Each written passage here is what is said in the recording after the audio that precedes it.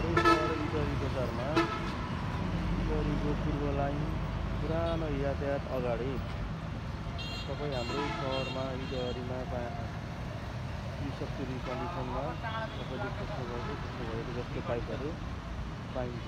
कृपया तपाईँहरू हाम्रो पसलमा घुमिदिनु होला। तपाईँले सोचे जस्तै बाइक स्कुटर